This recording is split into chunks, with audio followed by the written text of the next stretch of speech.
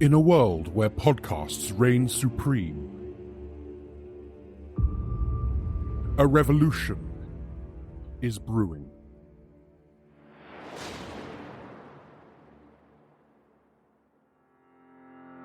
In a quest to uphold their unwavering commitment to the masses, one podcast dares to defy the norms.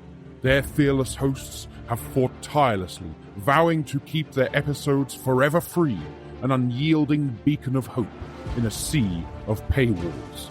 But now, a revelation emerges from the shadows: Patreon. A realm of exclusive tiers and coveted treasures. With a mere flick of your finger, you can support these podcast pioneers and unlock a world of limited edition merchandise. Every ounce of support, whether through humble contributions or boundless enthusiasm, fuels their spirits and warms their souls. They cherish each and every member of their community, honoring those who stand with them, regardless of their financial needs. Yet there is more you can do. Take a moment to wield the might of your thoughts and opinions. Rate and review this podcast on the sacred platforms of Apple Podcasts, Google Podcasts, and others. Your words will echo through the annals of digital history. But wait, there's a secret reward for those who act swiftly.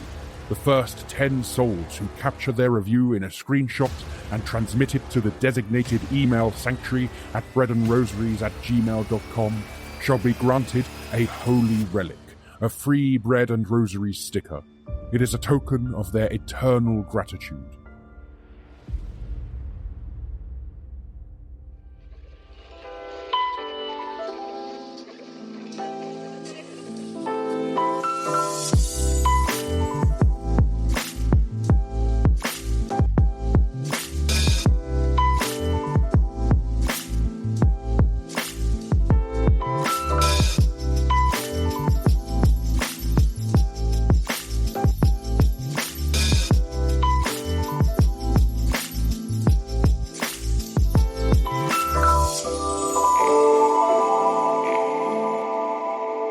Hello and welcome to Bread and Rosaries, the most professional and efficient leftist Christian podcast in the entire UK. I'm Ben Molyneux-Headington and I am joined by Adam Spears. Say hello, Adam. Hello. Luca is unfortunately not able to join us today, so it's just us two boring people, I'm afraid. Adam, don't you love doing one normal recording session for an episode and then simply releasing the episode from that recording session? I mean, I was going to ask if you were going to explain your interesting introduction this time around, so I'm glad you're doing that to make us look so much better than we are. Yeah, I think you know, honesty is an important value for us. This is actually our third attempt at recording. I think this might be the worst. It's gone well. It's gone well this week. This might be the worst one we've Mate, yeah. I was literally at the point earlier in the week of just being like, should we say that that's the end of the season? And then because clearly, like something or someone is trying to tell us something. Yeah, there is a chance, we're not sure, there's a chance I hit the record button and then accidentally pulled the cable out of our microphone. It's unclear at this point quite what's gone on. Sounds like an admission of guilt to me. Oh, no, to be clear, it's, I would say, at least 95% my fault that things have gone wrong. I think that's enough for a conviction. Yeah, I will be convicted in front of the revolutionary jury and sent to Siberia. I think it's worth touching on the thing that we recorded about that then it all went wrong a bit. Was going to be an episode about abuse in the church and some of the revelations about Soul Survivor. We have kept a bit of a silence about that for reasons that we discussed in the recording that didn't work. But we're not going to chat about it today because we want to have a bit more expertise and really want to know what we're talking about. Or don't you just love it when you get a guest in the room? Yeah, it was really great. You pin them down on a time, you record, and then Ben deliberately unplugs his computer. It's only because I didn't want them to steal the limelight from me. So, but we do want to acknowledge that is a huge story going on right now, and that all our kind of love and support for the victims of all the stuff that's been going on, both in Sole Survivor and continuing seemingly endless, sadly, stories of abuse within the church seem to be rolling on and on and on. But our unconditional support and love to everyone who's experienced that.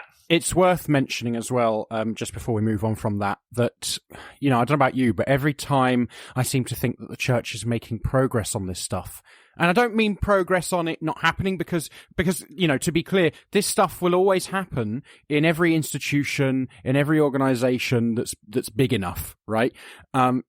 You can't stop that entirely, but you can make it more difficult, and you can be more open and accountable to stop people getting away with it. And every time I think that the church is becoming more open and accountable, which it has been, right? Let's be clear, it has been. But the way it's handled this, I think, it's been a step in the wrong direction, unfortunately. Yeah, and every time we recorded last week talking about stuff, and there's been a bunch more stuff that's happened since we recorded that have only made things look even worse. It's really difficult. And as you say, you're never going to avoid stuff like this happening, but the frequency with which it happens and the repeated failures of, in particular, the Church of England, but churches more generally, to deal with this stuff is a real indictment of what passes for Christianity in this country, I guess. So that's all I think we're going to say this week. We will try and have another go at recording an episode about abuse in more detail. But yeah, we just wanted to address that. So that isn't our topic this week. I said a lot of stupid things on the last recording. One of the things I said was, I think it's all fine. The app will sort out the sound quality at my end, so don't worry about it. The second most stupid thing I said during the recording was that the National Conservatism conference probably wasn't going to be a big deal, that I wanted to talk about it a little bit, but it probably wasn't worth going into any depth on. That was last week, before the National Conservatism conference happened. How did that go, Ben? I was wrong. There was so much popping off there. Because it happened a few years ago and it was a bit of a damp squib, to be honest. But this time it has, it's been everywhere. So we're going to talk a bit about that and try and unpack some of the Christian nonsense going on at the National Conservatism Conference. So yeah, that is what we're going to talk about as our main topic. But to start with, we're going to do new podcast, same old nonsense. Adam, would you like to be upset at Justin Welby briefly? Again? I mean, on pretty much every recording, regardless of whether you release it or not, you spend a bit of time being upset with him. I feel like I need to start balancing it out, finding a nice thing to say before we say the nasty thing. So I want to talk about the whole nonsense that happened with the coronation oath, because Justin Welby invited all subjects of Charles Windsor to cite the oath. And obviously there was a bit of hoo-ha about that. It's obviously kind of profoundly offensive. And the frustrating thing about it, I mean, I've long thought, and I think a lot of people in the Church of England, especially clergy, have long thought that we need to get rid of the oath of allegiance, the monarch. I mean, I've literally had clergy tell me that they cross their fingers when they have to do the oath, right? And that's a big problem. We need to be moving away from this kind of archaic nonsense. And if the Church of England wants to continue considering itself a church for all people in this country, I fail to see how this can be maintained. So I think, for one thing, this is going in completely the wrong direction. But, at the same time, I'm not surprised. I mean this. I love the Church of England, but the people who run it, they don't live the same lives that most of us live. And so, of course, they're more aligned to power. And I think what really sort of, for me, brought that home to roost was Justin Welby gave a speech in the House of Lords that was largely praised by those sort of on the left and sort of liberal types as well. where he basically slammed the government's illegal migration bill for the utter tripe that it is. Justin Welby and the church in general, actually, they're not too bad on issues of migration a lot of the time. And actually, I think comparatively, they're pretty good. And I think that's something that's to be celebrated and critiqued as well, so we can do better. But what I think it is that gets me so frustrated is that Welby talks about this kind of thing, and he's talked well on issues of social care. But actually, when you look at his record, and I understand, Archbishop of Canterbury, it's a difficult job. He's not going to be in the House of Lords all the time. But the debates he chooses to show up to are few and inconsistent. And so, for example, he's spoken well on immigration, albeit with critiques we'd have of that. He's spoken well on social care. He's also spoken on free speech. That was a big thing for him a couple of years ago. I haven't heard anything. I've looked through the records, right? I've searched through the parliamentary records. I've found nothing of him talking about the policing bill or the public order bill. And these are things that have now come in, and one of them in particular just before the coronation, in order to make life more difficult and make it easier to arrest protesters at the coronation. He has said nothing about that, certainly in the House of Lords. That doesn't mean he hasn't said anything anywhere at all, but I've searched and I can't find anything. So even if he has said something about those things, clearly it's not a big deal for him in the same way that some other things are. And I think that's what I find so frustrating, is that he will go into these places, he'll go into the House of Lords, and he'll talk on issues that have traditionally been things that the church has been interested in. And some of those things are very important, and some of those things, like the free speech thing. I mean, I think this is the thing about Justin Welby, right? Like, I actually like the guy. I think he's a fairly well-meaning guy, but he's a well-meaning centrist. And I think his engagement with things like free speech, alongside things like immigration and social care, demonstrates that very, very well, because you talk well on some good things, but then you leave yourself open to the talking points of the far right. And that's what's happened with things like free speech. And it's not that the left shouldn't talk about free speech, because, clearly there's a discussion to be had there. But the way he talks about it, particularly in his book, Reimagining Britain, it's clearly been influenced by the things that the far right wants to talk about, the things it wants to say. And I think that's what I get so frustrated about with Justin Welby, is that he will be basically a centrist on everything and then open himself up to the far right. I'm not saying he's a fascist. I'm not saying he is far right, but he's a centrist.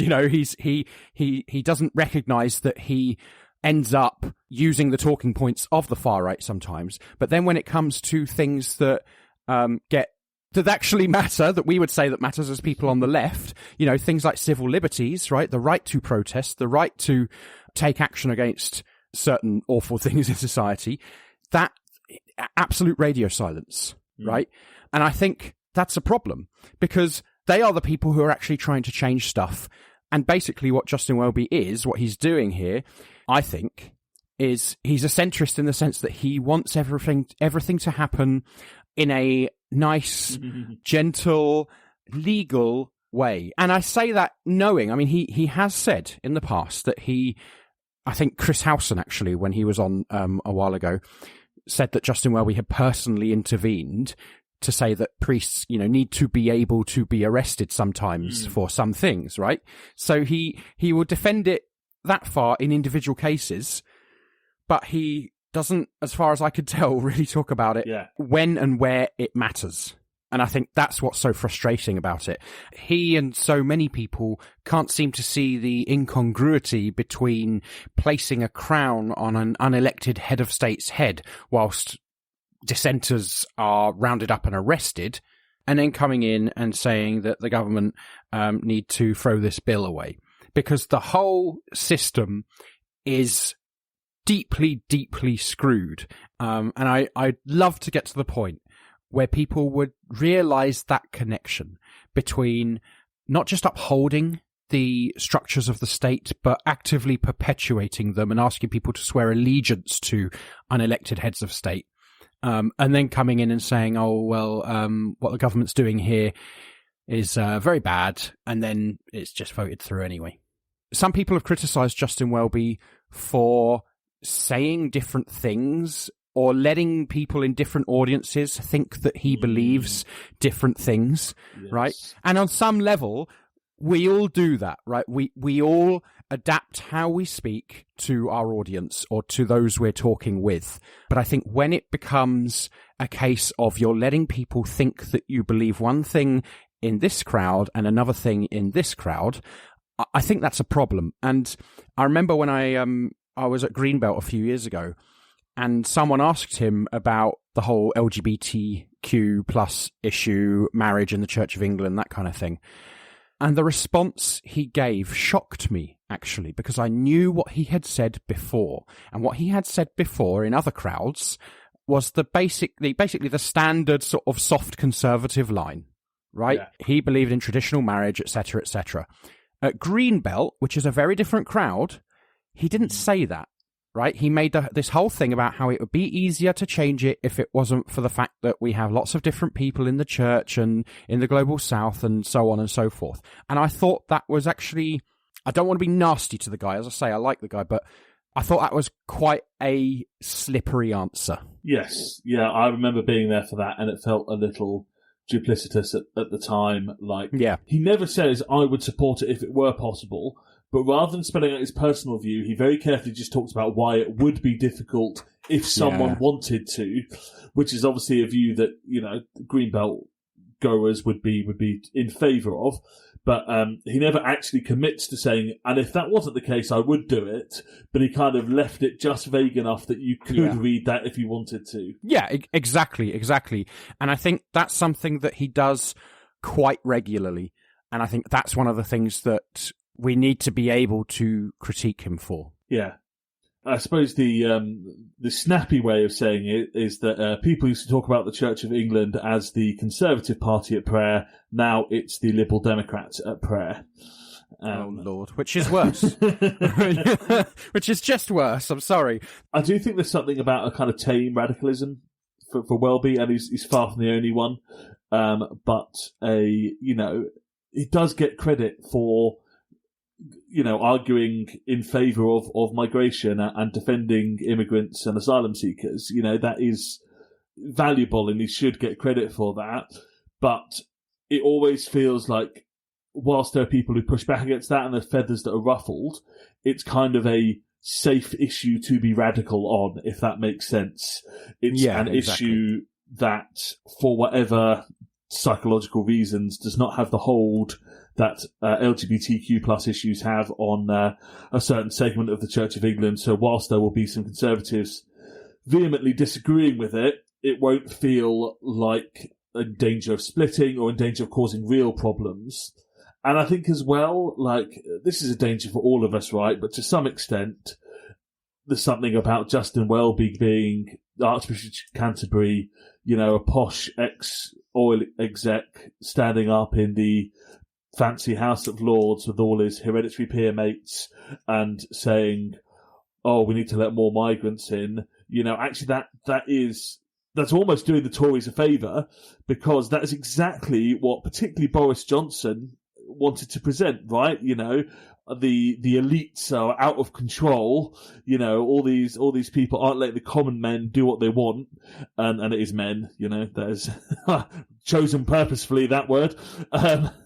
But, you know, there was something that he's almost playing into that narrative. And I don't know necessarily what he can do about that without, you know, fundamentally changing what he believes on a lot of things. But I tell you what he can do about that. He can leave the House of Lords. I think all of this is actually a really good example of why we shouldn't have bishops in the House of Lords, because, you know, they talk about, you know, how bad it is to mistreat migrants. You rarely see the left talk about something that the Archbishop of Canterbury has said in relatively glowing terms, right? It doesn't happen very often. I have seen it before, but rarely. When he gave this speech in Parliament, you can see it. You could Google it. There are loads of glowing reports from liberal and left-wing media organisations. And they still went and voted for it. Yeah. The fact is that this is one of the few things he's actually intervened on, and they still haven't listened to him. What's he there for? Right? Like, if they're not going to actually listen to the people that... Because this is the argument that they give for having bishops in the House of Lords, right? Is that they hold the Lords to account, the government to account, that they give them an ethical kind of dimension. And, there may be some truth to that, but if they're still voting, they're still not listening to them, they're voting against these kinds of things, why are they there? At that point, leave the House of Lords and get on a picket line. I was really on board when he started saying this is a really good example of why we shouldn't have bishops, and then he carried on saying in the House of Lords, which I guess I agree with as well. But yeah. We know you're. I mean, I know you're basically not a Christian.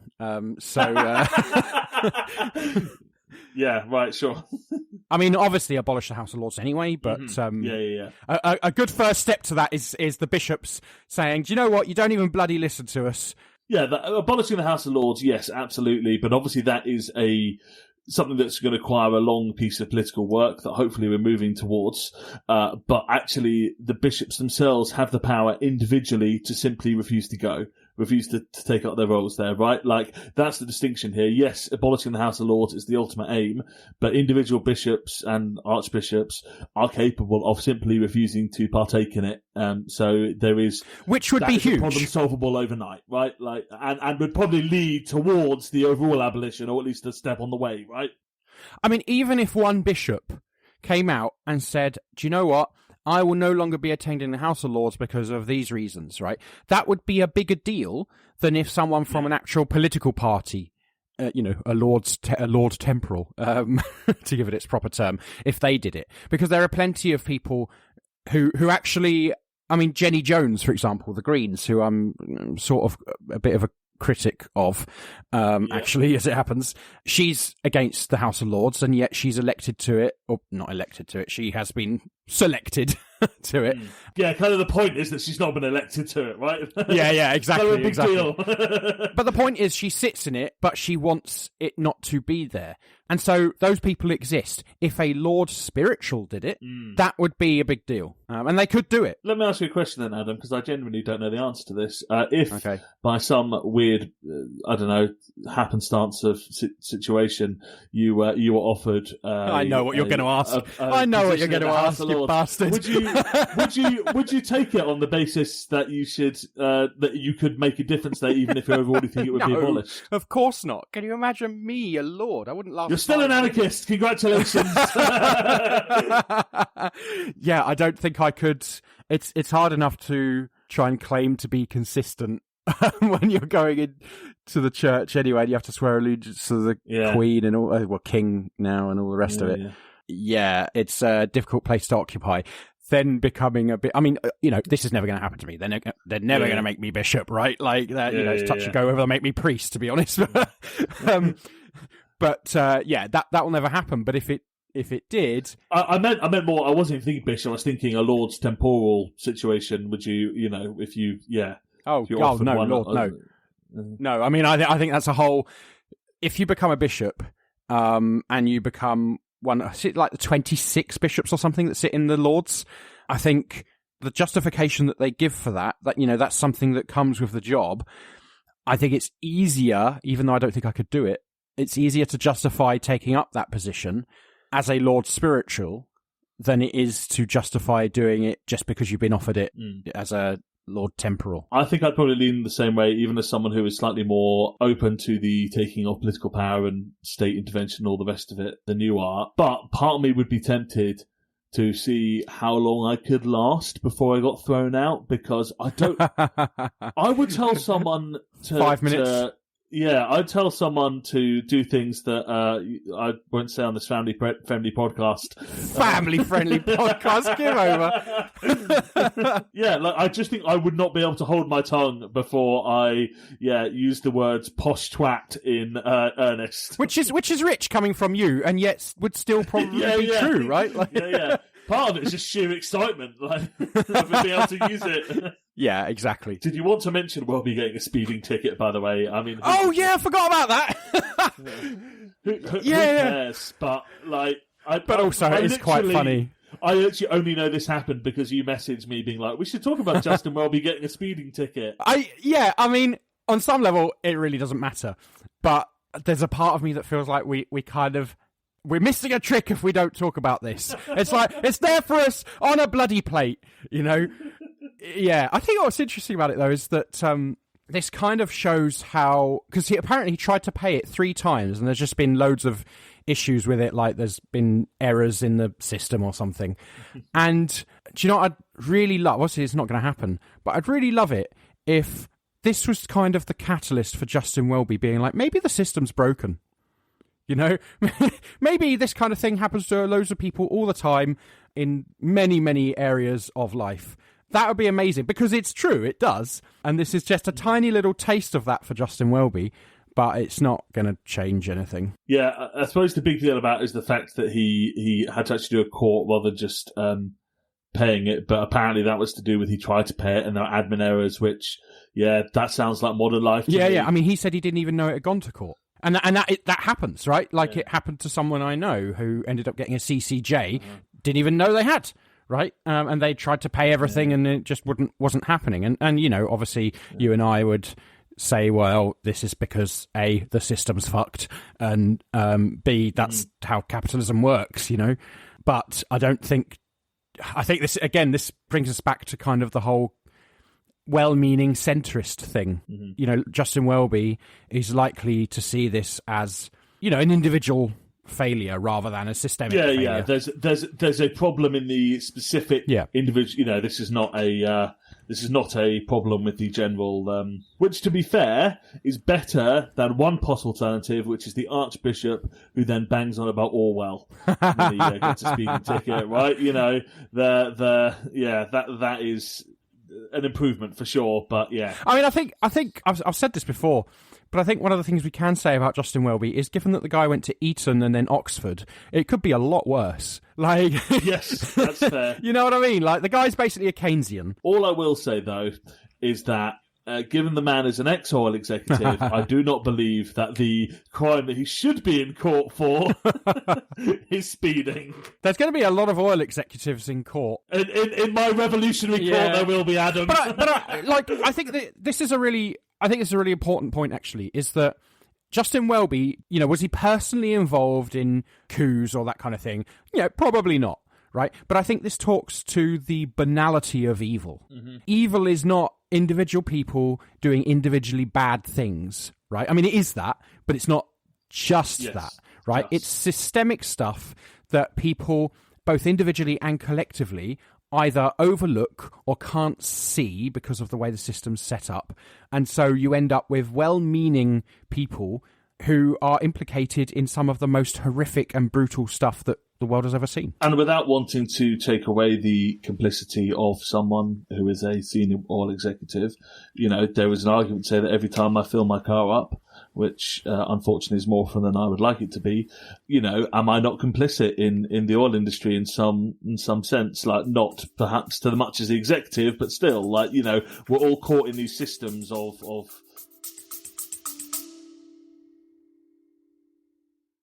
Jesus weeps for Gaza. He sees the pain and suffering of the 1.9 million people who have been forced to leave their homes without access to nutritious food, clean water, decent shelter. He hears the cries of the 25,000 orphaned children. He is with all who mourn the 250 people killed every single day. Christians for Palestine UK is a group of Christians who are calling for an immediate ceasefire in Palestine. We don't pretend to have all the answers, but are united in our prayers, hope and action for equality, peace and justice for all the peoples of the Holy Land. Together, we are organising a Christian presence at the National Marches for Palestine and local days of action, where we've been joined by siblings from Sabeel Kairos, Pax Christi, and a whole range of Christian churches. We urge you to join us to act in solidarity with the people of Palestine and call for a permanent ceasefire and just peace.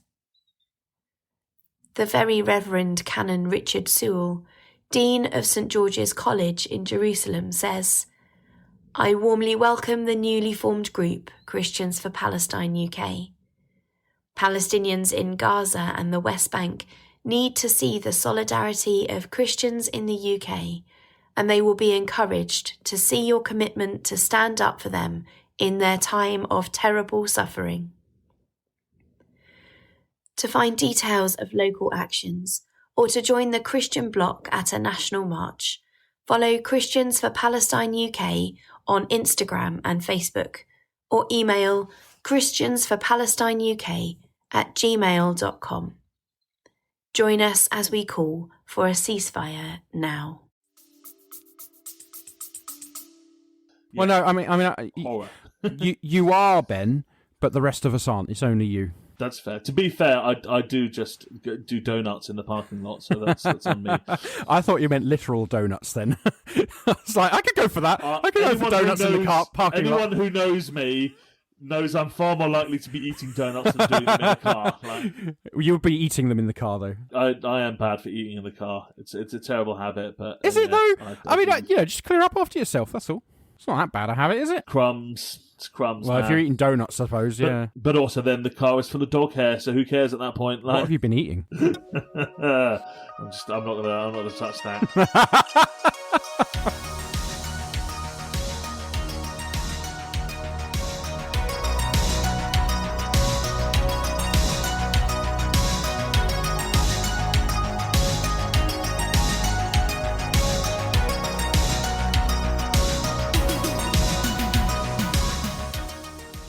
We will move on to talk about what else is on our mind, Grapes. What else is on my mind, Grapes?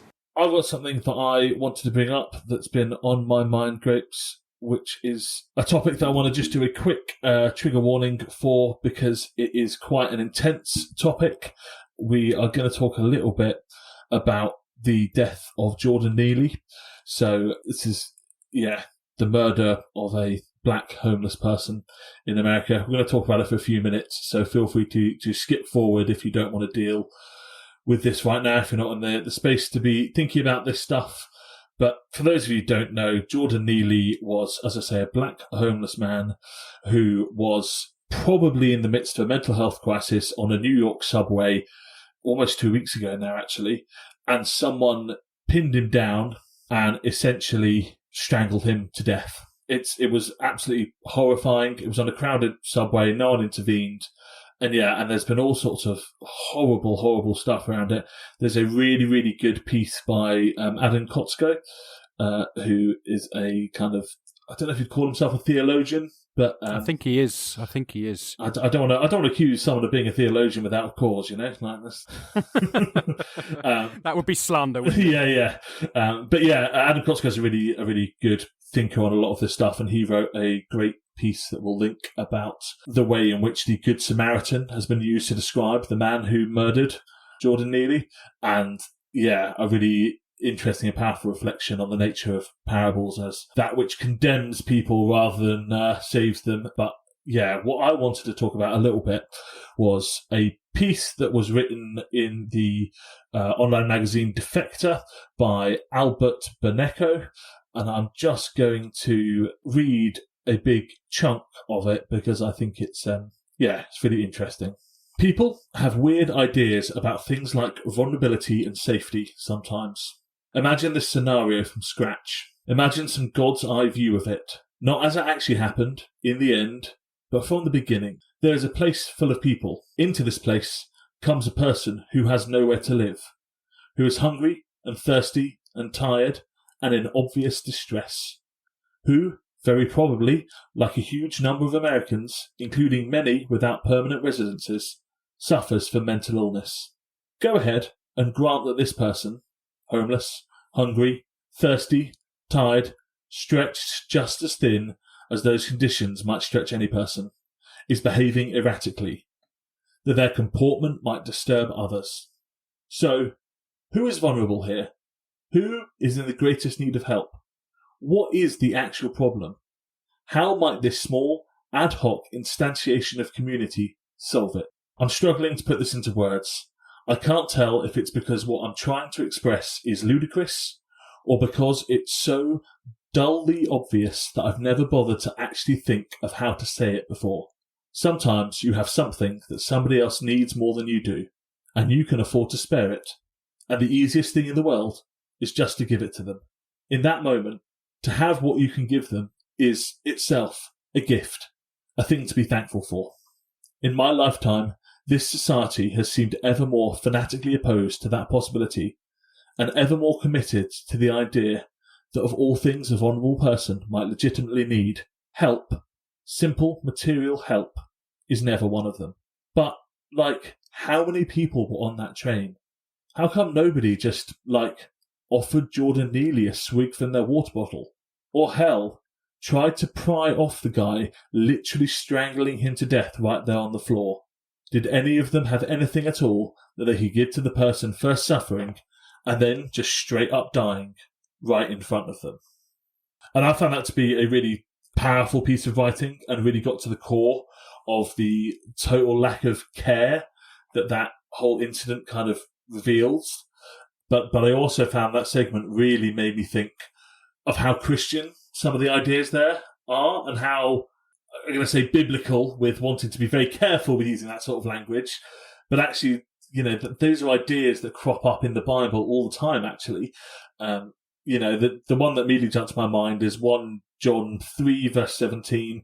And when I say immediately jumped to my mind, I mean I had to Google it to remember where it's from, so don't think that I could just pull that off my head, and then I've made myself sound smart now. But 1 John 3:17 says, "If anyone has material possessions and sees a brother or sister in need, but has no pity on them, how can the love of God be in that person?" And it feels to me like that's, I don't know the author's personal theological, religious beliefs, anything like that, but it seems to me that was the idea that is so inherent in there, that if someone's in need, you can look after them, and you maybe have a responsibility to do so. And it feels like, I don't know, a lot of Christianity seems to wave away that particular teaching or idea, but I think it's so important. The idea we have a responsibility to each other, and that we should be sharing our stuff with people who need stuff. I mean, call me a crazy communist, but that seems to be basically what the Bible is saying. I haven't got anything to add to that, to be honest, mate. I at this point, I know we're doing a podcast on this shit, so I feel like I probably should have more to say on it. But at this point, I feel like I'm just screaming into the void. Yeah. Because the other thing I always think about as well is whenever I hear Christians say about not giving homeless people or beggars money, because, I don't know, they'll spend it on drugs or whatever.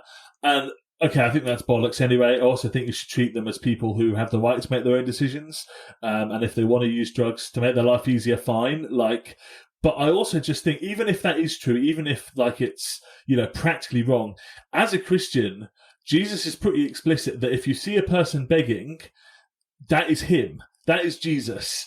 And you should respond to the person begging as though they were Jesus, because that is how you will get judged at the end. So as a Christian, you kind of don't really have a choice.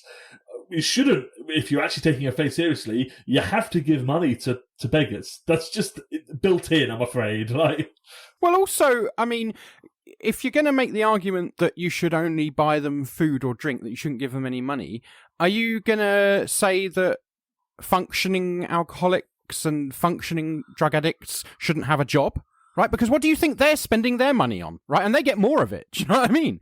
Yeah. I think the whole thing is nonsense, but there's something so particular to me about, I am not the Bible is clear on this, so we have to do it person. That's very much not my vibe. Yeah, sometimes though. But sometimes. Yeah, sometimes it's kind of hard to argue, Jesus is pretty explicit about this one. It's directly applicable. There's not really a lot of context change. People were poor then and they're poor now because of societal issues, and they're begging, and you should give them money because Jesus says so. I don't know, man. It's not that. Sometimes theology is simple, right?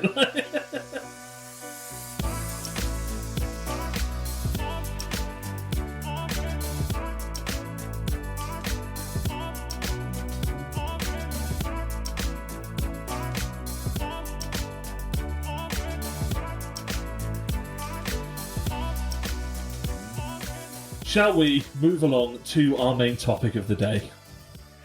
Oh, if we have to. Oh, you were desperate. You were like, Ben, I want to talk for 3 to 4 hours about the National Conservatism Conference. That's all I care about in this world right now. I'm not going to say I don't want to talk about the National Conservative Conference, but what I will say is that I wish I didn't have to. Yeah. You know? It's mad, right? Because as I kind of said, this was something I went, yeah, like we should maybe mention it, but it's not going to be like a big deal, like, and it's not, you know, there's not that much going on. Man, it turns out there was a lot going on. For those of you who don't know, the National Conservatism Conference happened over last weekend, which was, what was it, the 15th, the 17th? It's basically an event that's grown out of kind of American Christian nationalism. There's all sorts of kind of hard right politics from the US that's cropped up over here through this. There's been some big names speaking there. Probably the biggest was that Suella Braverman, who is, of course, the current Home Secretary, showed up basically to say that the asylum policy in this country is rubbish, which is an interesting thing for the Home Secretary to say, given who's in charge of it. Especially after 13 years in power as well, right? Yeah. I mean, I know she wasn't personally in power for 13 years, but her party were. And it's an attempt to do the... Brexit thing of, they're trying to blame woke lefty lawyers and activists and all this nonsense. You got Michael Gove, you got Jacob Rees-Mogg, you've got Miriam Cates and Danny Kruger, who are not necessarily particularly famous names, but actually set up an organisation entitled the New Social Covenant, which is essentially a Christian nationalist, but for the UK organisation. There's a bunch of really interesting stuff in there, the usual crap you'd expect. Who did the benediction, Ben? Remind me of that again. Oh, my God.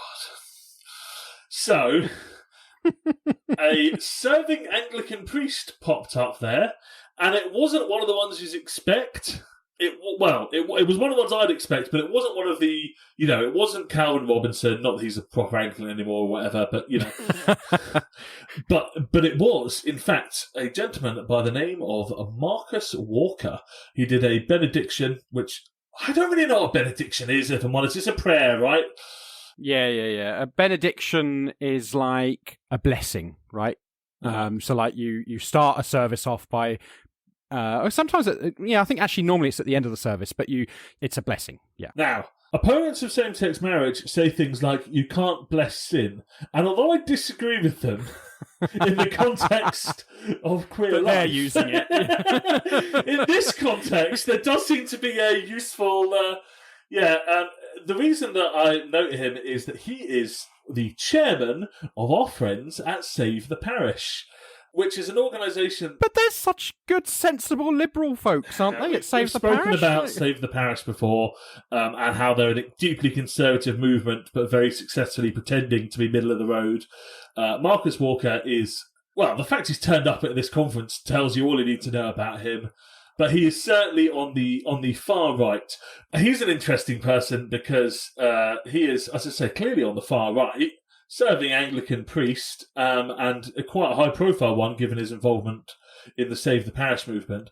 But for a lot of middle-of-the-road Anglicans, he is treated very much as, well, someone who's all right. Basically, they don't treat him as persona non grata, and it's very much if you go out in the streets in your Nazi jacket with swastika tattoos and you're kicking people's heads in while saying Hail Hitler, you are rightly seen as someone who is a fascist and is not someone to be taken seriously or be treated with anything but disgust and contempt. However, if you sound like this... Yes, well, the thing is, due to the ontological nature of Christ, the transubstantiation issue relates to us the primordial importance. Then you're fine? You're basically legit? That's the Christian equivalent of, like, dressing up in a suit, isn't it? Yeah, like, you got a posh voice, you use words of 8 syllables that mean absolutely nothing, and you're totally fine to be far right. To be honest, if you're serving Anglican, Anglican priest, and you have prayed a blessing over this conference with all the things we're about to talk about, like, you should be out of the church so fast your head spins. You know? Like, how this isn't basis alone for kicking someone out and defrocking them, or at least putting them through some sort of disciplinary process, I simply don't understand. But plummy accent, long words, like... I think this is the thing, though, Ben. Like, the church... Like, yes, there have always been people who have been very much against fascism whenever it rears its head from within the church.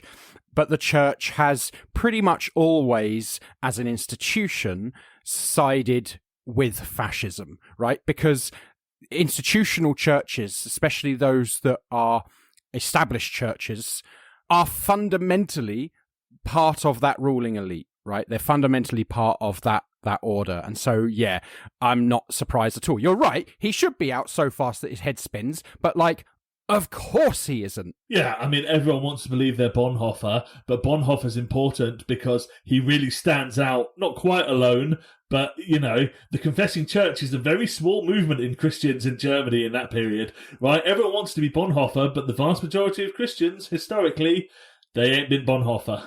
And actually, if you speak to most German Christians now, they will appreciate in a way that those of us, perhaps in this country, in America, wherever it is, won't quite appreciate, that had they been active during that period, had they been alive back then, the chances are they would have been Nazis too. They wouldn't have been Bonhoeffer. They would have sided the wrong way, right? And the moment we don't recognise that, I think we've got a problem. Speaking of Germans, let's talk about some of the absolutely mad things that got said on stage at the conference. Douglas Murray, one of the main speakers, said this. This is from the official Twitter account of the National Conservatism. There was nothing wrong with nationalism in Britain. It's just that there was something wrong with nationalism in Germany.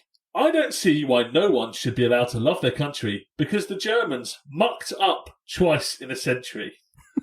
So much going on with that one.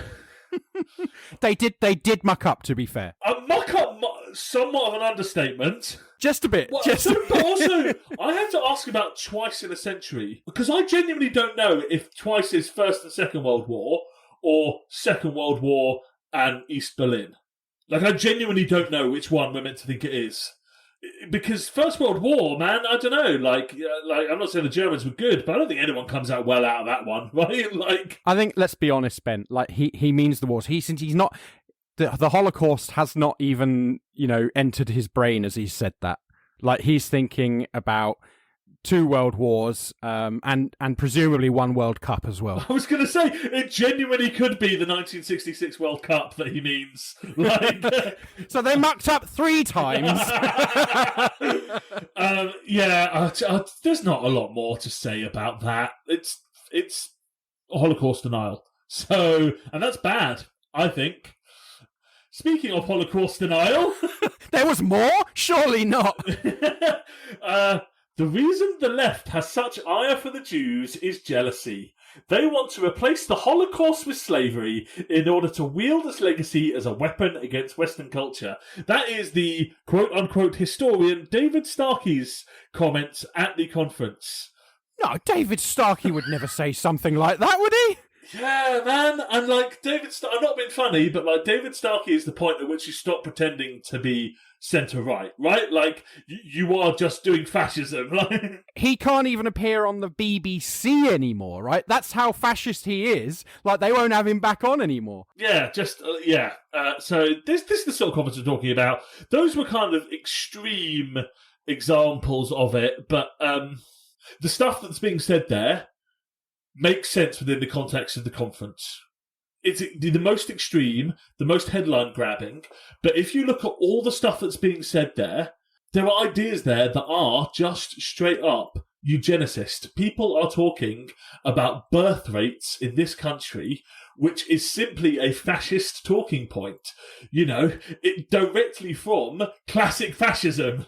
Exactly. Let's be clear, like, what they mean when they say that there aren't enough babies being born. They mean there aren't enough white babies being born. So I can't emphasise enough, this is not a centre-right conference with a few dodgy people who snuck through because, we made a mistake. Like, the Holocaust denying stuff is the more extreme end of it, but it is entirely consistent with what these people are saying. It's worth saying as well, because, when we talk about these people being far right, when we talk about them being racist and, not enough white babies and everything, often people will come back and they will say, oh, yeah, but there were speakers at this conference who were black and brown people. And that is something fascists in the modern day love to do. They love a bit of tokenism because it means they can deflect from what's really going on. And there will always be those people who are willing to go and talk at these things, who are willing to,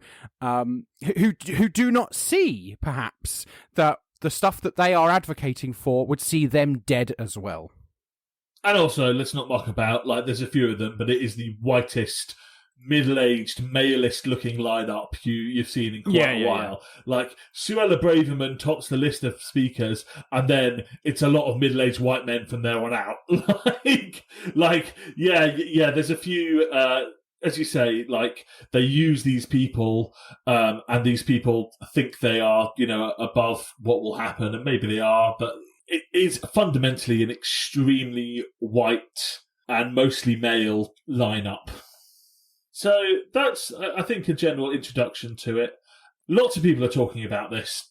There's stuff worth saying about this, but you can find it elsewhere. I think something particularly important to note is that there's kind of two strands going on within this National Conservatism.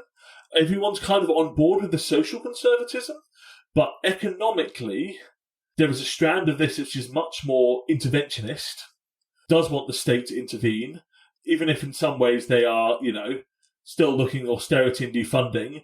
They do want the state to intervene in supporting communities, i.e., spending money on making sure that white people are still benefiting from as much power and societal advantage as possible, and they want to use the state to ensure that what's being taught in schools is right-wing talking points.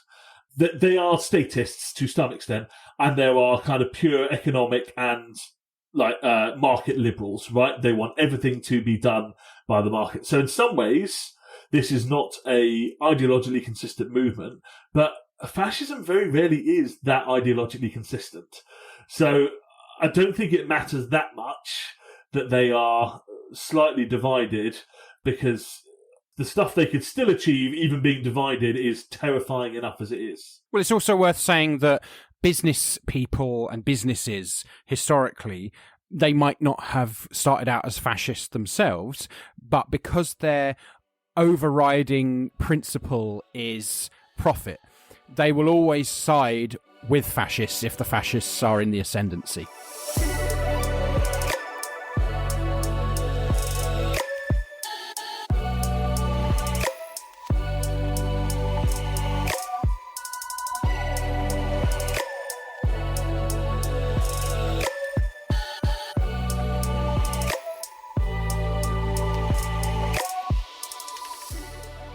Adam, I believe you have a Saint of the Week for us. Yes. This week's Saint of the Week... Wait, cue the theme! Cue the theme! I'm cueing it. Saint of the Week. Good cueing. So this week's Saint of the Week is Daniel Berrigan, who is a fairly well-known figure to the Christian left. So a lot of our listeners will probably have heard of him. But it was recently both the anniversary of his death, and then a few weeks before that, his... No, it wasn't. It was. I think it was his birthday more recently, and then it was the anniversary of his death, like a few weeks before that. So it feels like a good time to talk about him. Daniel Berrigan was a Jesuit priest. He was also a poet and a peace activist. It's worth saying, I think, that when you say Jesuit priest, you should understand that means Roman Catholic priest. Well, yes, it does. The Jesuit order is an order within the Roman Catholic Church. So he was a Roman Catholic Jesuit priest. He was a poet and a peace activist as well. A lot of people... He was a very prolific writer. A lot of people kind of see him as a kind of anarchist, which is, it is interesting. They do exist in the Catholic Church, and goodness knows, it's hard enough to be an anarchist in the Church of England, let alone being one in the Catholic Church. And actually, that's a big part of the reason I'm not a Catholic, right? Is the relationship to power in the Church of England is tricky, but it doesn't have such a centralized understanding of power that the Roman Catholic Church does. Yeah. Regardless, he was a Roman Catholic priest, and I said he was a prolific writer, but he was also a prolific activist. He was involved in a lot of different actions. The most famous one was he became a critic of the Vietnam War in the 60s. And for non-violent resistance. His brother was also a Catholic priest, and together they became part of the Catonsville Nine. These Catholic activists broke into a draft board office in Catonsville in Maryland, and they stole a load of draft files, and they burnt them with homemade napalm. And there's something about the word napalm and homemade there, like homemade napalm, that just makes this act so badass, and he went on the run. He was on I think the FBI's most wanted list for a while, until he was eventually caught and sent to prison. He went to prison for a while. He didn't serve as much time as his brother Philip, who didn't remain a Catholic priest because he married an ex-nun. But he actually spent, I think, all in all, about 11 years in prison over the course of his life. So, basically they both ended up in prison, as did many other... I don't know if they all did in the Catonsville Nine, but yeah. There's a wonderful quote from when he went to court. I think this was in court. It might have been before or after, but I think it was in court during the trial after this incident. And he said, "Our apologies, good friends, for the fracture of good order, the burning of paper instead of children, the angering of the orderlies in the front of the parlour of the charnel house. We could not, so help us God, do otherwise." And I think that's a really incredibly powerful thing to say, especially in court or around court. And it speaks really well to why they were so concerned about this. Anyone who knows about the Vietnam War knows that it was an absolutely brutal war of aggression on the part of the US and the US's allies. And you can see some of the pictures and some of the coverage that came out of that. I don't think people realise how absolutely devastated Vietnam was by this war, by what the US and the US's allies did to the people of Vietnam. And, the Vietnam, the anti-war thing, really, a big part of how that became quite successful, actually, was because of this action by the Catonsville Nine. As people on the left, we talk about the difficulties as Christians as well of trying to work out our relationship between, things that are huge moral, ethical issues, and violence and non-violence, and the place of those things. And we often talk about the use of them as tactics rather than saying this is the only way, non-violence is the only way, or violent direct action is the only way. This is a case of the tactic of non-violence being used very effectively against a brutal colonialist war. And it really catalyzed that anti-Vietnam War movement in the US. So he continued to challenge and speak out against American imperialism and that kind of thing throughout his life until he died in 2016 at the age of 94. That court speech, that court quote you read out, it really put me in mind of it's Luther when he's Luther, as in Martin Luther, not the TV detective. When he's doing the whole Reformation malarkey, and he says in his trial, "Here I am, I can do no other," and which is quite an ironic thing for the Catholic priest to be putting me in mind of.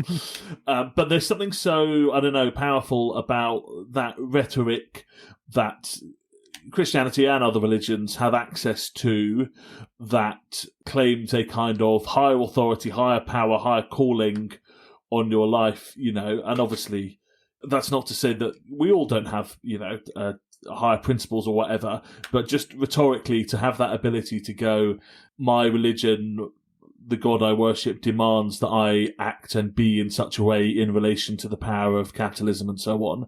I think that's a really rhetorically powerful thing and a really useful thing to reflect upon, actually. What does it mean to owe one's ultimate loyalty to God in a context where a lot of things that are happening are definitely not in line with that. Yeah, and actually, you've reminded me, I think, from one Luther to another. Martin Luther King, I think, quoted Martin Luther on that at one point as well, to talk about what he was doing in terms of the civil rights movement. And Berrigan, I think, bear in mind, we're talking about someone who was active in the 50s and 60s. Berrigan was a proponent of civil rights as well, which is, to his credit.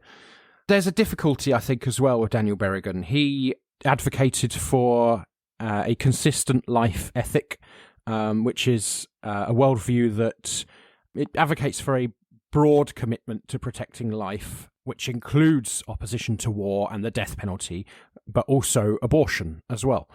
And that's not a uncomplicated issue, is it? I think, obviously, we would be critical, I think, of that, but yes, I think what I would say, we see people like Shane Claiborne advocating this kind of thing as well, right? So it's something that's quite popular with a certain brand of what I'm going to call kind of milquetoast Christian leftism. Yeah. I think that is a fair, if slightly harsh, description. Yes, and I don't want people to think that I therefore, I've got a lot of time for people like Shane Claiborne, as I clearly have for Daniel Berrigan. Again, as always, there are critiques to be had as well. But I think it's really important to recognise that there are nuances in this kind of thing, right? Yeah. So Daniel Berrigan, one of the good guys, clearly on the right side of a great many things, but his opposition to abortion is sort of, it's out of step, clearly, with reproductive rights, and, ignores the complexity of women's experiences and, the right to make decisions about, bodily autonomy and that kind of thing. So I think we can recognise that while still admiring Berrigan's overall commitment to the anti-war movement, social justice, that kind of thing. Yeah, I think there's always an element, and it is worth touching upon. We talk about Saint of the Week every week, and that's every fortnight, but that's a really, it's a really positive thing. And the point is that we're presenting these people as people to be, I guess, emulated in some way, but there's always this sense of, you don't put people on a pedestal. Yeah, they're human beings, right? And that's, when you say we're presenting these people as people. Nobody is wholly good or wholly bad, Yes, the use of saint here is very much tongue-in-cheek. Like, Yeah. Yeah, and I mean, kind of as it should be, I might argue, generally. Yeah. There are a lot of people who are official saints who are dickheads. Some who are terrible, yeah. Yeah. And some who are very exciting, very interesting characters, but are not uncomplicated characters. Maybe one day I'll talk about, I don't know if I can talk about him because he's not really very socialist, but one day I'd love to talk about Moses the Black on Saint of the Week, because his life story, Google Moses the Black, because he's very, very funny, very, very interesting life. But again, not an uncomplicated character. I think there's always this sense of take what you can and what you need and what is useful and leave the rest behind. We will take inspiration from Berrigan burning draft papers and we will leave behind his anti-abortion stance, right? We don't need that, but that doesn't mean we can't take some inspiration and some energy from the positive stuff he did. And that's not to say that we simply, we need to acknowledge the bad stuff. We don't simply just ignore it, but that actually we take the useful stuff with us and we leave the stuff that we don't need behind. Yeah, I think that's right. I think one thing I would say about consistent life ethic folks is that when they're talking about abortion, one of the things that I do agree with them on, and it's, you know, something that on the left we'll talk about all the time, but it's the systemic thing, right? Like, if you dealt with the reasons people get abortions, you know, the biggest one being poverty, if you dealt with those things, you would see a huge reduction in rates of abortion. So if you're anti-abortion, deal with poverty first. And I think that's where I sort of have some sympathy with the consistent life ethic people that I certainly wouldn't have with, you know, your average kind of right-wing anti-abortion activist. Yeah, I think there's a difference between people you agree with fully and people that you can make common cause with on certain issues. We'll never want to do stuff that might take away the right to an abortion. You know, women's reproductive rights in general are extremely important, and for me a non-negotiable part of any sort of leftist cause. But at the same time, there are going to be times where we work with liberals to achieve things, and there are going to be times where maybe the people we agree with generally but disagree with on abortion, and we work with them, and we are critical of their stance, but that doesn't mean that we can't still work in coalition when needed.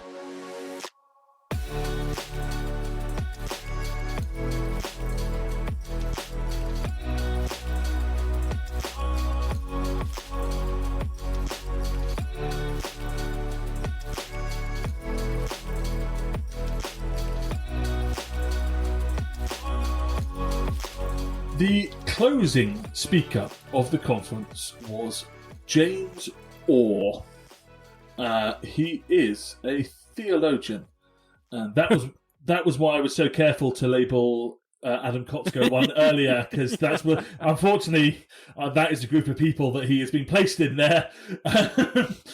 He's a Cambridge theologian, I believe. I will not be issuing any threats on this podcast for obvious legal reasons, but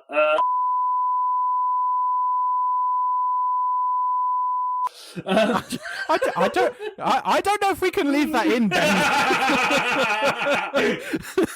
I think we have to contact our non-existent lawyers on that one. If anyone has any ideas whether we should delete that or not, yeah, you know what our email address is, right? Or spoke on the topic faith, family, flag, freedom, and I just can't. Immediately, my brain goes, America, fuck yeah! Like, a big love to all our American comrades. Like, I don't want to be too anti-American, but there is something about that does feel like a horrible, cliche American conservative. And he acknowledges it at the start of the speech as well, so... So it's worth noting here that Adam has a much more hardy mental state than I do, and therefore he was able to sit and watch James Orr's closing speech, whereas I simply do not have the mental strength to cope with something like that. This is the same kind of energy that I have when I'm, like, watching royal stuff, because a lot of my friends can't understand why I'm actually quite obsessed with the royals. Yes. And yet really, really don't like them, you know? I like that you're saying some of my friends as though it isn't just mostly me being like, oh, come on, man. No, you're obviously a big one up there, but I'm afraid this conversation happens a lot with other people as well. They can't understand why. Even those who are like, yeah, I love the royal family. They're like, why do you like the royal family? I'm like, no, I don't.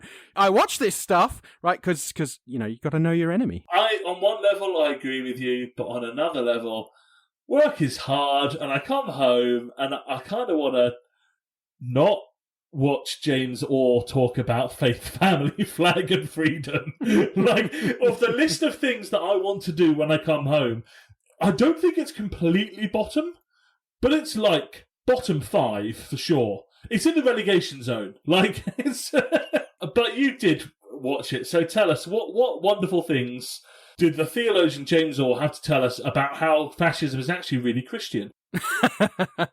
So he started it off, it was quite interesting the way he started it off, because he said that faith, family and flag are an affront to freedom, it's a very catchy. You don't expect him to start off with that at the National Conservatism conference, do you?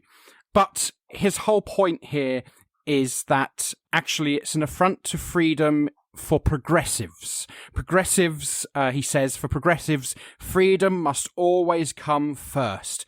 But National Conservatives reject that because, quote, freedom without constraint turns into tyranny, often the tyranny of the minority over the majority. And let's just be honest here about what he means by the tyranny of the minority over the majority.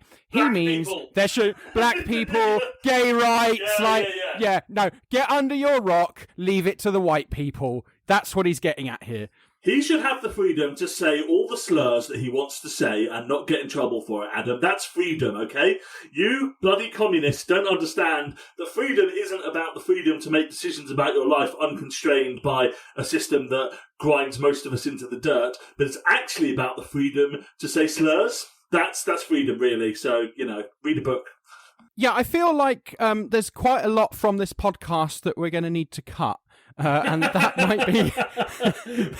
might also be part of it. I want to be very clear. This is Ben's interpretation of what's being said here, rather than what is actually being said. Although, coincidentally, yeah. So it's a strong opening from James Orr. So he then goes on to talk about the three Fs and how they relate to freedom. Okay, because freedom is the thing here. He says that National Conservatives love freedom as well. They just realise that it needs to have constraints. So he says, freedom without the constraint of faith corrodes confidence in the future, slowly unstitches the moral fabric of a nation. And when I hear that, I'm like, yeah, like, have you read the gospel, though? Like, yeah. I'm pretty sure that the moral fabric of the nation is something that the Christian faith, as constituted by Jesus and the early church, just wasn't really that keen on the moral fabric of a nation, right? Like, unstitching it was pretty much a central part of what they were trying to do there, I think, or at least create something that ran in opposition to it on some level. Well, not to tip our hand, but we are heading to a conclusion where we maybe talk a little bit about what a slightly more positive conception of a Christian engagement with politics might look like. And I think destroying the moral fabric of nationhood might actually be quite a useful starting point for what we want our faith to achieve politically. So we might hold on to that bit for later. Cool. So we'll move on. We'll say, so the next bit is freedom without family. And the way he puts family, he sees family as family and everything that's constellated around it. Communities, guilds, villages, counties. And I feel like you're kind of having your cake and eating it at that point. Yeah. Like, the family is everything in the local area, really, and it just feels so like non-specific. I mean, it's like the song by Rage Against the Machine. They rally around the family with a pocket full of shells. Their whole thing is to use the concept of family as a Trojan horse. Yeah, and obviously, we can talk about family, and it does have some, history within Christianity, but not to be hey, let's talk about Marx guy, but also that is absolutely who I am, so let's talk about Marx. But that he introduces the idea of social reproduction, right? That in order to have workers, you have to have some way of keeping enough workers alive and replenishing the amount of workers. And Marxist feminism picks up on this idea and talks about the role of women and the role they serve within capitalism. And the kind of nuclear conception of the family is one in which the woman does the role of social reproduction, i.e. babies that are going to be new workers, and also looking after the male worker so that they are able to continue being a productive unit for capitalism. And I just think, I don't know, there was a lot of talk at the conference about bloody Marxists, but these people haven't engaged with Marx or Marxism in any serious way, because that's a serious challenge to if you take it serious, you can either just say, well, that's bollocks, it's not true. But if there's a chance that's true, you really have to address that when you're talking about the family, both within Christianity and politics, right? Actually, you have to come up with an answer as to why that isn't just what you're doing when you're talking about the family. But these people kind of don't bother. They're not actually making an argument. They're doing a dog whistle. You have to take seriously that question of, is the family not just a way of creating more workers and looking after the ones just well enough to keep them working productively? And if you're not addressing that, like, I don't know if you're a serious political thinker, which James Orr is not. So, I mean, what have we learned? Nothing. So he goes on to talk about the flag. Freedom without the flag puts a people at the mercy of forces that divide a nation against itself, forces that threaten the nation. Ben, I want you to take a guess at what those forces might be. Is it woke lefties? Woke lefties, blacks, gays, that kind of thing. Yeah, right? yeah. What's nice about this stuff, to be fair, is as a quite privileged straight white guy, I do get to like be bound in with the you know, the other people. I get to experience a little bit of being the minority group for a bit. It's quite a fun and novel experience for me, like as a lefty. Like, first they came for the communists, Ben. Yeah. And I know that's what I'll be doing when I come for you. So he's talking about the flag. He says, we are notoriously uneasy as a nation talking about faith. There can be no coercion in religious matters, and yet no government, no society, no government, no society can afford to be indifferent to the moral fabric of a nation. The faith of this nation, the defining symbol of which is service and sacrifice, so he's got something right, is on the Union Jack not once, but twice. Ben, I want to ask you, how many flags is the Union Jack made up of? I want to say 3. Yeah, and do you know how many of those 3 flags are symbols of Christianity? I guess George's cross, maybe? Okay, so the Union flag is made up of the St. George's cross, representing England, the St. Andrew's cross, representing Scotland, and the St. Patrick's cross, representing occupied Ireland, right? Which, I don't know if you know this, Ben, but 3 is a higher number than 2. Look, this isn't a maths podcast, Adam. But this guy is a theologian. Yeah, not a mathematician. Clearly, yeah. Also, just the line, religion is not a matter for coercion. I guess, like, if you're saying that as a matter of principle, sure, I'm with you. If you're saying that as a matter of history, I beg you, open a history book at some point in the history of the United Kingdom and tell me that religion has never been a matter of coercion at any point. Like, what are you talking about? Like, I'm going to go on though, because we haven't got too much time left. So I'm gonna read. This is another quote, and I think this is the high point for me. So brace yourself. I'm braced. All politics lies downstream from deeper pre-rational commitments about power, about human belonging, human flourishing. I mean, I'm not finished yet, but let's just take stock of the underlying fascist principles. Yeah. Shall we? Don't think, only go with your natural prejudices. Yeah, that's and politics, then do baby. politics on top of it. Yeah. So he goes on, and the great thing about the British constitutional settlement is that it's very explicit about that. It doesn't exist. It doesn't exist. We don't have one. What's explicit about nothing? Sorry. He says that this is explicit about nothing. In fact, why don't you take a guess, Ben, about what the explicit nature of the British constitutional settlement is? Is it that we're a Christian country? Is that? No. Well, kind of. It's in there. It's in the mix. I don't know. You're gonna have to tell me. Okay. 10 days ago. Let me know when you've got it, Ben. 10 days ago, we witnessed a display of that rootedness. Oh, it's about tradition and what's the word? Well, it's obviously about monarchy and whatever, but like, of course it is. Oh, of course. So 10 days ago, we witnessed a display of that rootedness in a pre-political outlook on the world, in a ceremony that mesmerized millions. And in that crucial moment, a monarch placed himself in the service of his people, in conscious imitation of his God. I'm sorry, the what now? The conscious imitation of his God. So Charles made himself like God Sorry, what does that... I'm so confused. What do you, like... Well, I'll carry on, shall I? Do you have to?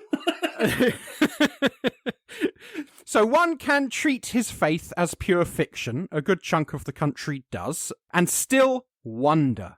Celebrate the symbolism of an event that places so publicly, so dramatically, all political power beyond human control. Yeah, well, exactly.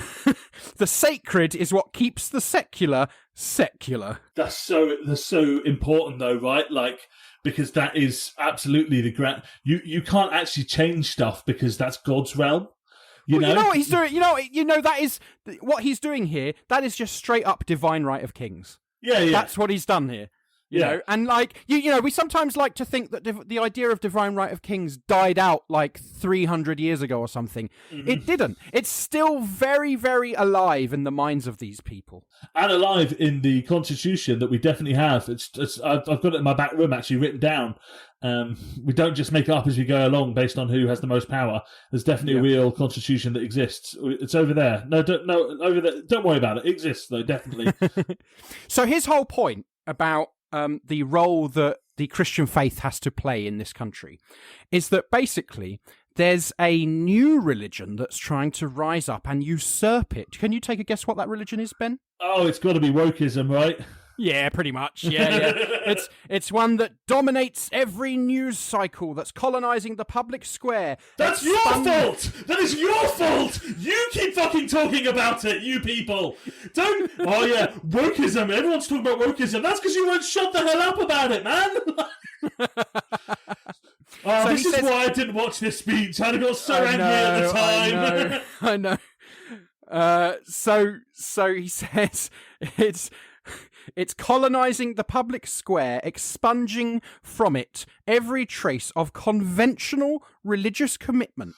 As Kate Forbes discovered recently in her bid to become leader of the Scottish National Party. A new priesthood, new inquisitors, new witchfinders general, policing conformity to the new dogmas and doctrines of an elite Gnostic theology. Oh, what the hell? Oh, shut up. I don't even want to unpick that. It's so... The whole, there's a new religion thing. I mean, it's been knocking around for ages, right? Like, they're replacing religion. But, like, I don't know. I actually think that happened a lot earlier. Like, there's a fella, it's first name Carl, you might have worked out his second name by now, who said a few things about what capitalism does to religion and how it kind of does away with it and replaces true religion with a new and alien value system. You're talking about Karl Marx? No, I was actually talking about Carl from The Simpsons. Carl, what's his name? Isn't he Icelandic in The Simpsons? I believe his name is Carl Carlson. Carlson. Yeah. Yes. No. Do you know what? Actually, it's really important to say that, you're right. Religion has been swept away by a new form of faith and theology. It's called capitalism, and it's really bad. So I'm going to leave it there because I mean I could go on about how he talks about... Because I will have an apoplexy if you keep going. Yeah, exactly. But of course it's got all the standard anti-trans nonsense, everything you expect to be there. Yeah. And of course the antidote to this is to make sure that you keep the flag close to your heart next to the Bible. Okay, so as I mentioned, I want to conclude, having got very angry with maybe an attempt at some positivity. This is a very bad way of drawing on Christianity and theology as a resource for political work. But there are better ways of doing it. As I mentioned, actually, it's really important to me that things like not just country and nationhood, but even family are actually put in a secondary position by Christianity. That early Christianity wasn't big on marriage, expected you to do your dues to Christianity before you did your dues to family or the nation. And actually, there are questions about quite how that works in a context where we're not expecting Jesus to be back in the next 10 minutes.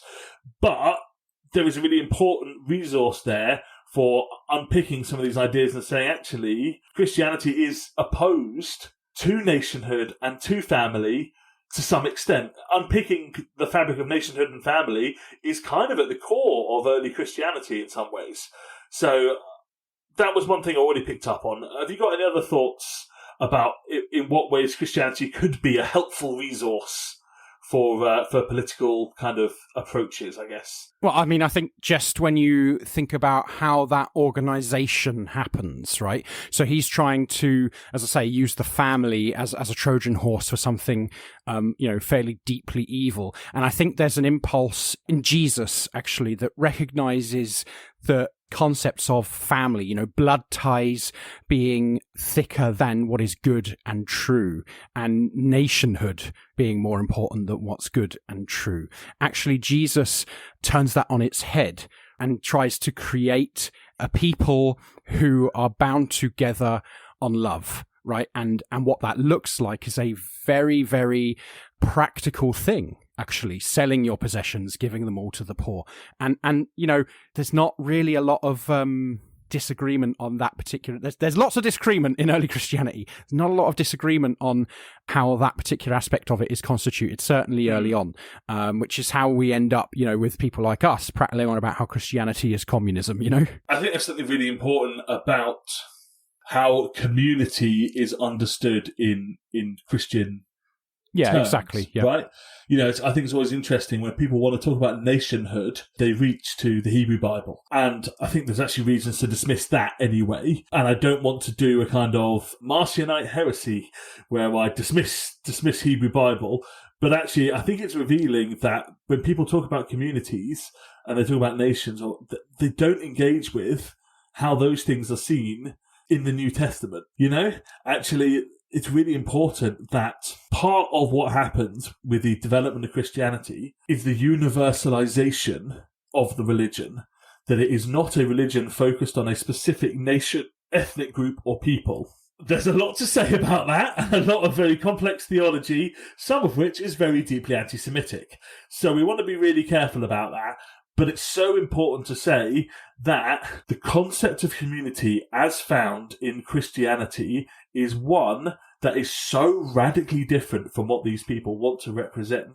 And that, as you say, it's communities formed by love. But I think as well, responsibility is the phrase I want to use. He was talking about unconstrained freedom being leftism. But I don't think that's true at all. I think in some ways, what leftism is saying that our freedom is only constrained by responsibility to each other and the world around us. And I want to kind of come back on this idea of where we find, what we do with the Bible. Because, we talk about contextualizing the Old Testament with the New Testament and some of the, problematic history of that as well. But what that's trying to do, it's very important to say here that the Old Testament...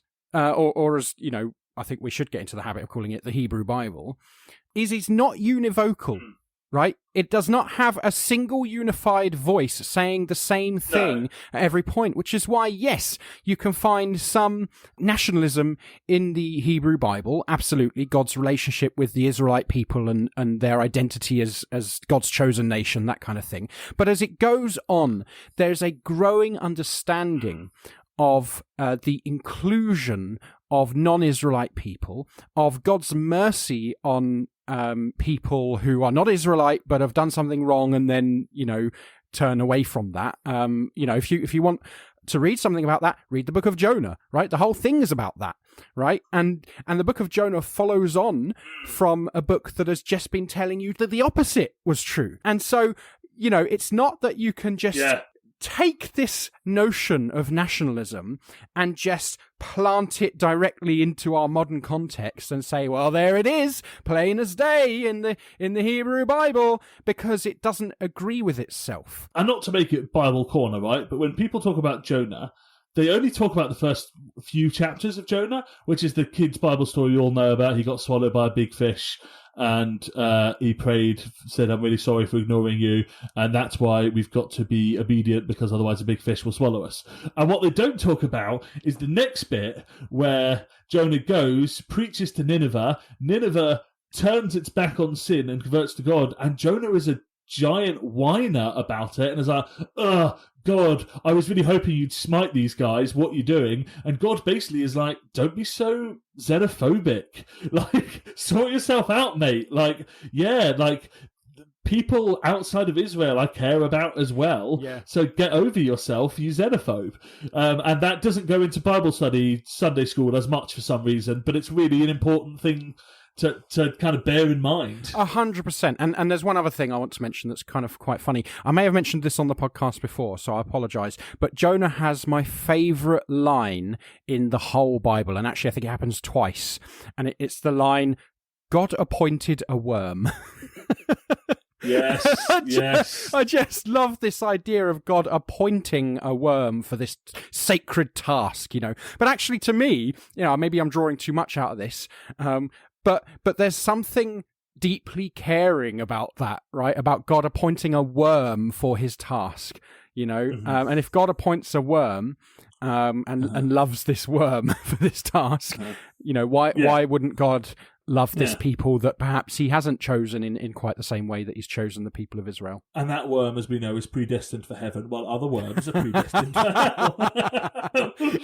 Is that? And on that joke, thank you very much for listening, everyone. Hopefully this recording please better work. If it doesn't, I'm ending it now. Like... Yeah. Well, it's been a good run. Well, it's been an okay run. Has it? It's been a run. It has been a run. It's been a run. We've had the run. No, wait. You can find us all the podcast feed places. If you would like to review us, that is helpful. Facebook.com/bread and rosaries. You can find us on Twitter @bread_rosaries. You can email us breadandrosaries@gmail.com. We like to hear from people. Whatever you want to say, send it to us. We love to hear it. We have a Patreon. If you would like to give us some pennies towards the costs of running a podcast, then please do. Adam, where in the world can people find you? You can find me most places at CommieXIAN. Cool. Thank you very much, everyone, for listening, and we will see you next time. Thanks, Adam. Cheers. See you later. Bye.